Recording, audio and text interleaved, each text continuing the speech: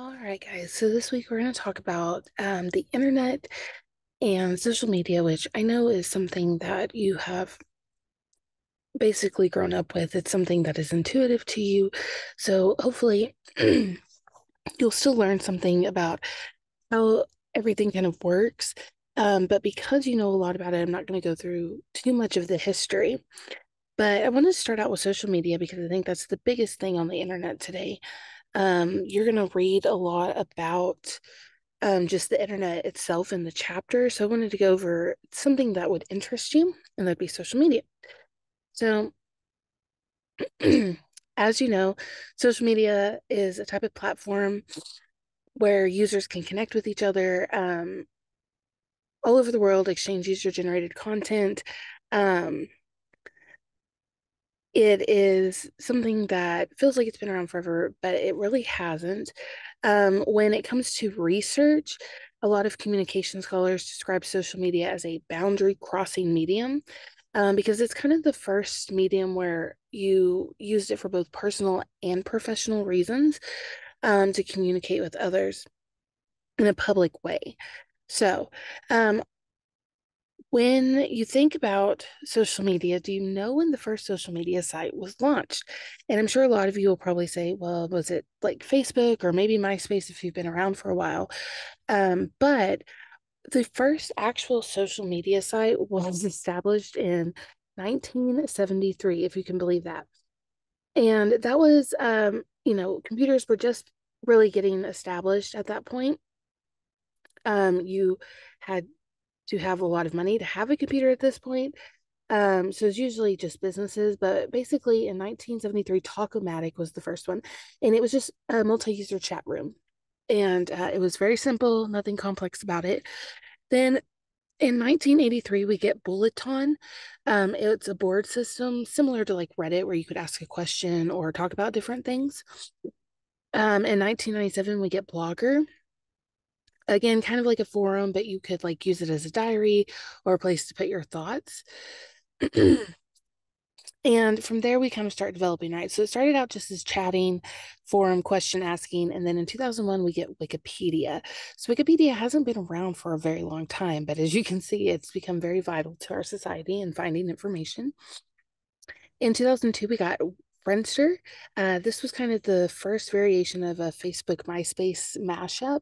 Um, it didn't last very long, but it kind of helped us get into the wave of what we know social media is today.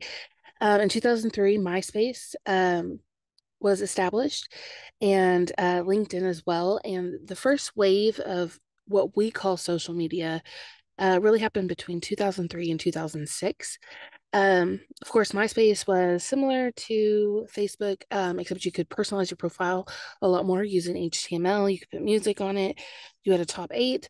And then LinkedIn, as you know now, is about networking, communicating, and working in a professional setting. In 2004, we were introduced to Facebook. And I don't know if most of you know this, but Facebook was actually introduced just to college students at certain universities and just to college students. You could not get into it unless you had a college email. And then it eventually opened up to lots of other people and then to everyone. And that's when everyone decided that they didn't want to be on there with their grandma. 2005, we got YouTube. Again, YouTube is fairly new. It is a platform that came out while I was in high school.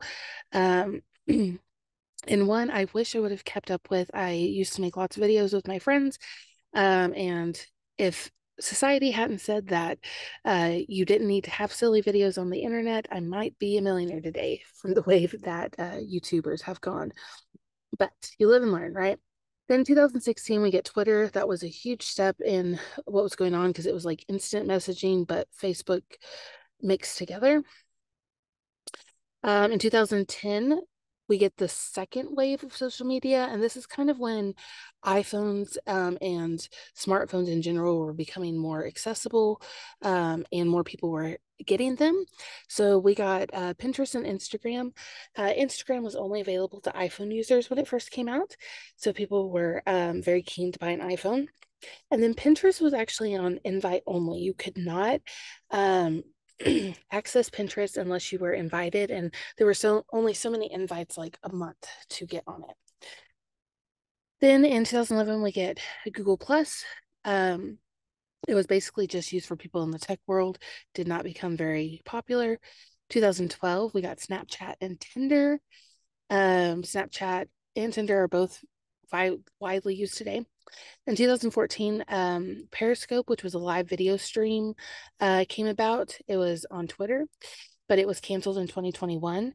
So similar to Twitch in a way, but on a smaller version of it. A lot of people use it on their phone. And then we also got Vine, which was the predecessor to TikTok in a sense. It was only 6-second videos. It's where you get a lot of influencers that really got their start. And then it was discontinued in 2016, which was a very sad day for millennials. In 2015, we got Vero. It was very similar to Instagram, but the owner had a very shady background. So they stopped. People stopped using it. They shut it down. You also had Google House Party, which is a live stream way to hang out with each other kind of before Zoom. Then in 2017, of course, we get TikTok. It was Musical.ly to begin with, and then eventually switched to TikTok. And then in 2018, we got Lasso, which was similar to TikTok and Vine, but it did not actually make it. So these are kind of the big platforms that we've seen throughout the last couple of decades. When you look at social media and what is popular around the world, Facebook is actually the most used across the globe. Then YouTube, WhatsApp, which is an international texting, calling, video chatting platform that Facebook owns. Then you have Instagram, WeChat, which is in China, TikTok, Facebook Messenger, and then so on and so forth. So this is kind of where everything falls in the world. And Facebook is the biggest and most well-known platform, so it does make sense, but I feel like a lot of people are stepping away from it and Twitter and using other things. What about teens and young adults? So that means you. Snapchat is actually the most used among teens. Snapchat was really popular when I first got out of college, and I don't think millennials use it as much, but I know it's still very popular with your age group. Instagram is still very popular, but I think a lot of people are moving strictly to TikTok. Of course, TikTok did suppress Instagram as the most notably growing app among young adults. And then, interestingly enough, Pinterest has actually seen a spike among Gen Z and millennials. I think because it has more uses than it did when it first started. When it comes to social media, there are tons and tons of theoretical purposes and methods that we use to research it, but one of them is called the uses and gratifications theory. And basically, what that means, or when we look at social media through a research lens, we're looking at it on how people use it to satisfy their own needs and desires. So the uses and gratification theory, or user and gratifications theory, really just shows us why people use a certain thing and what are they using it for. Theorists that use this really don't view the effects of social media as either positive or negative. They just kind of look at what the trend is at the time. But they do say that the impact of social media has shown to isolation, have engagement, and be used because of boredom. And whether that is negative, positive, or just neutral, it is tied to people's personality traits and not the platform itself. And when I say personality traits, there's a lot of different ways that people are classified when they use social media. There's different types of users when it comes to social media or profiles, and here they are. We have utilitarian users, excuse me. And basically, these kind of people really try to think about what's going to happen, consequences about anything that they could post. They don't want to cause problems. So they're very forward-thinking about what they post and when they post it. Then you have planners, similar to the first user type, but they don't necessarily try to think of consequences, but they have a meaning or purpose of posting everything. Sometimes they will post controversial things, or non-controversial. They just want to get information out.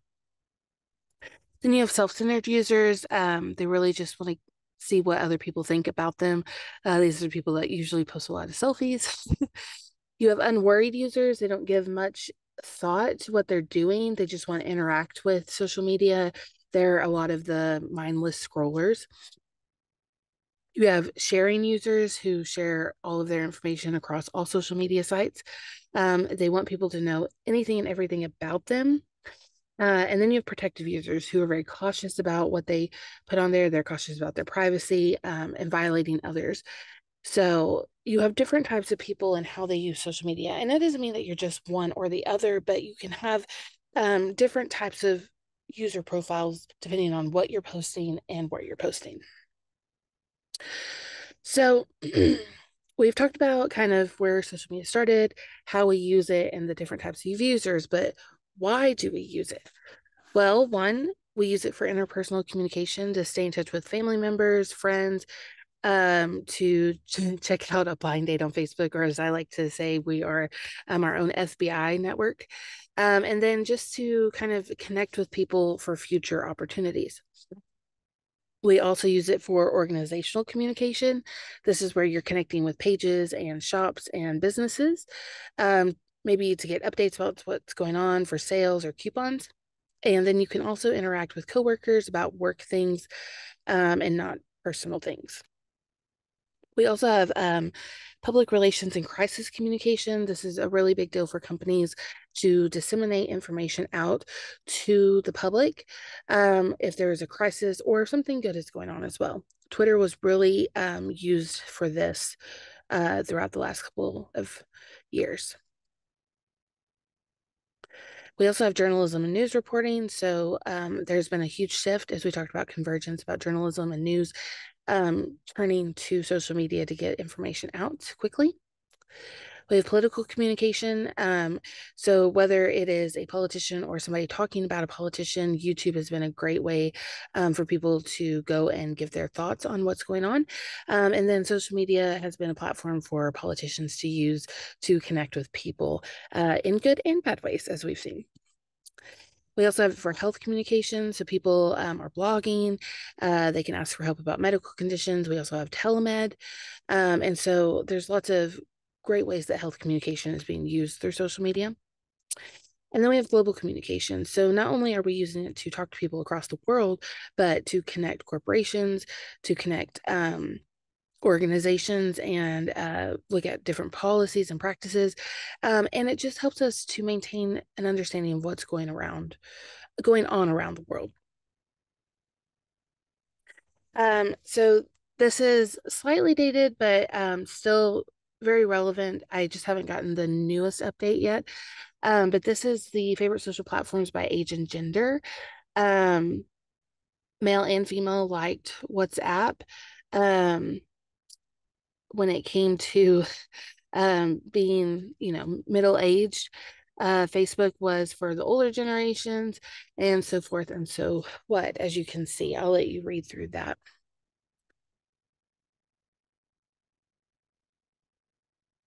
Then we have why people are using the internet. The biggest one was finding information and then staying in touch with their family, keeping up with daily news, watching videos, and then just making new connections. So there's lots of reasons that we use it, but the biggest one was basically to find information and stay connected.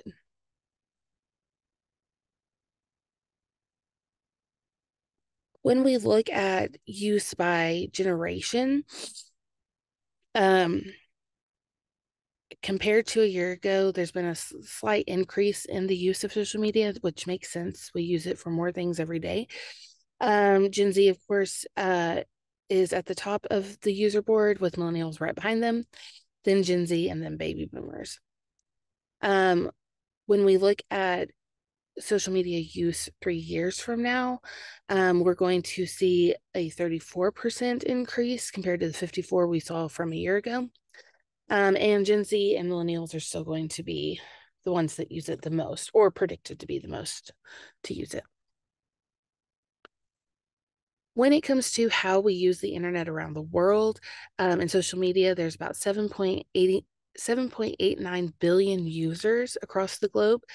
5.29 billion of those, or 67.1% of the population, use it on their mobile phone. When it comes to the internet, 4.88 billion people, or 61.8% of the world, use the internet. And you will see if you look at global trends, even the most remote countries across the world are gaining internet access, even if it's just small, not great internet access. And then when it comes to active social media users, 57.6% of the global population uses social media in some form or way. So when it comes to the structure of social networks, there's a few different terms I want you to be aware of. Again, social networks are a lot about interaction and personal relationships. You really work on interpersonal ties with your work and family and friends. And when it comes to how social media is looked at, we have two different groups of people. We have nodes and links. Nodes are individual people or groups of people that you can connect with, and links are the connections that are used to make those nodes. So let's break that down a little bit more. When you think about social media, it's built around social objects, right? So we all want to go on there to talk about social things that are going on in society, the world, our own backyard. And we have to have some kind of object to connect us. So if you look at like down here, you have a pet owner, their pet, and a vet. And the pet is the social object in which these two people are connecting, right? It starts out with wanting some kind of group identity or membership. And then from there, you get on the social media network, and the link is the channel of communication and exchange, right? So you have these different purposes, and then the network becomes the link to them. Multiple memberships can serve as different channels for information among groups. So it's not just that you have one link or one node to some person, it can be multiple ways that you're connected to them. But it's important to know that there's usually one central connection.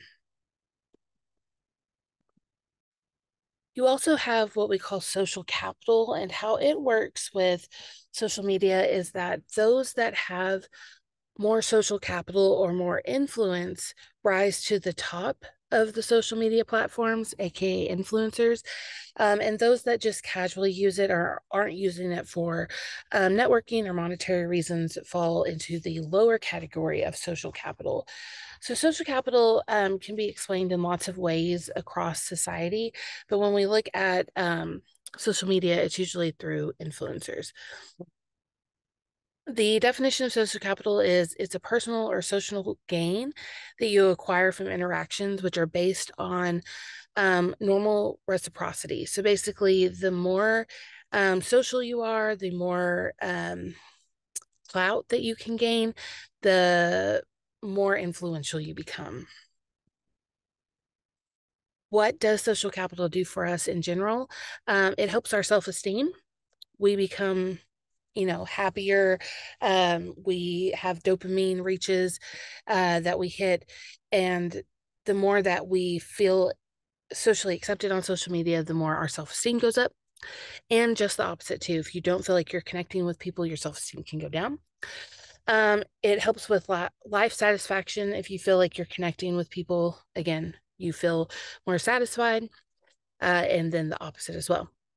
It helps with engagement and collaboration, as well as being socially integrated in society.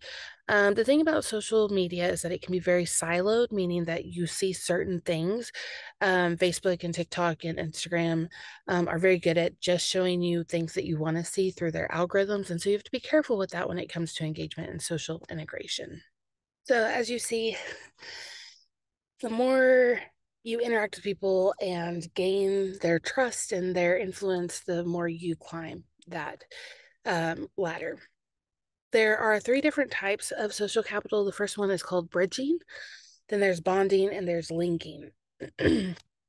Bonding is the first one. It's usually associated with Snapchat and Facebook. This is where you are really emotionally supportive. You have strong ties to the people that you're talking to. The relationships are less diverse. You usually know these people or know them well enough that you want to be friends with them.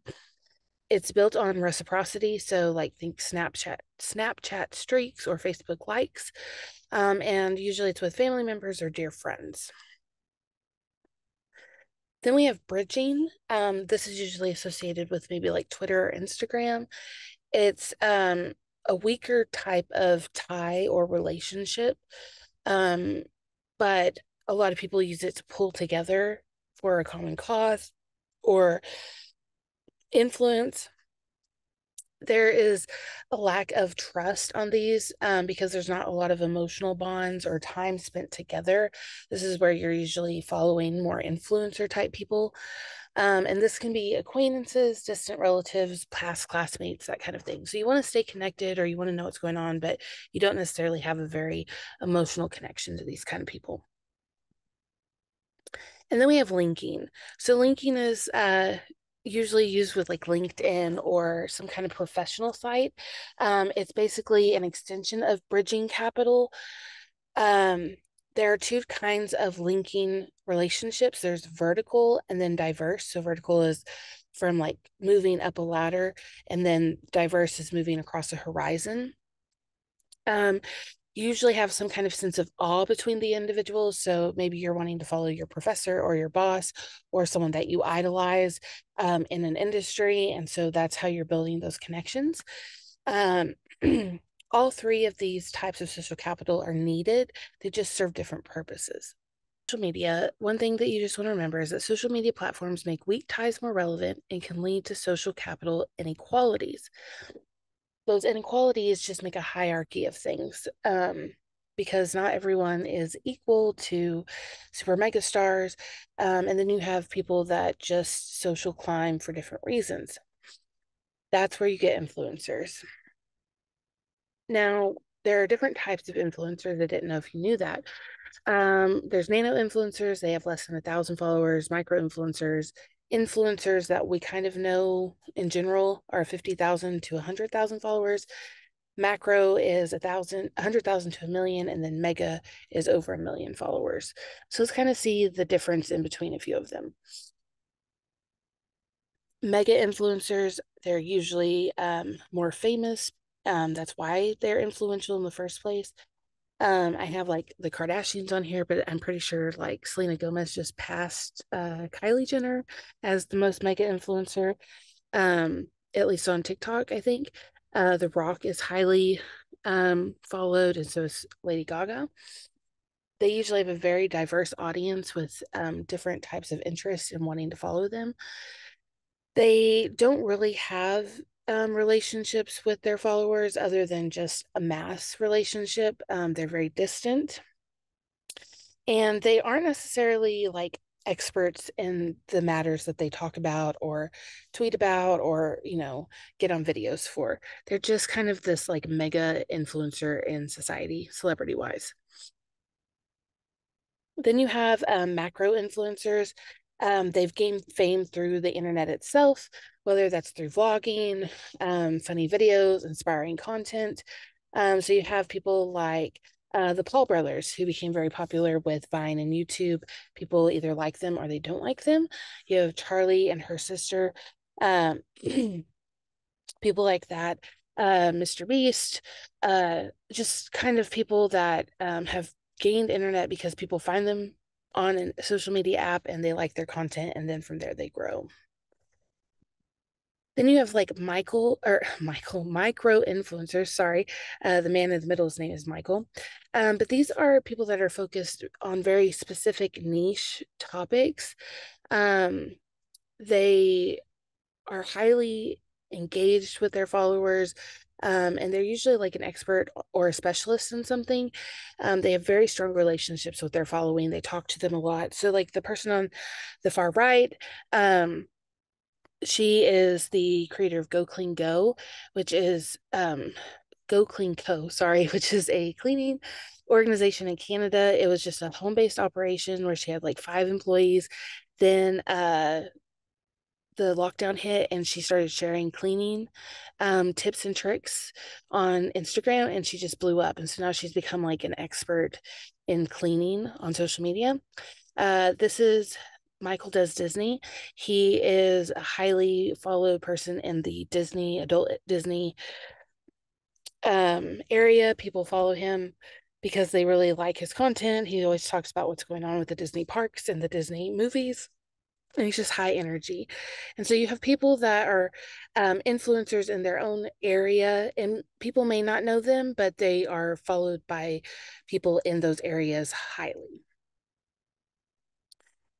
And of course, when it comes to influencing, we all know that there is a dark side to it. You can't always trust what influencers are saying. That's why Instagram and TikTok and Facebook have started making ads. Like, you have to say it's an ad.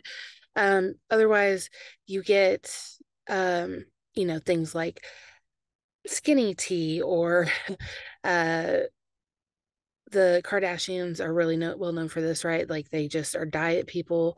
Um, or you get things like the Fire Festival, where they made this festival look like it was going to be this amazing thing on social media. And then when people got there, they were like in, survival camps. And so you just have to kind of be careful about, what you are looking at and how you are following influencers, because there is a dark side to it.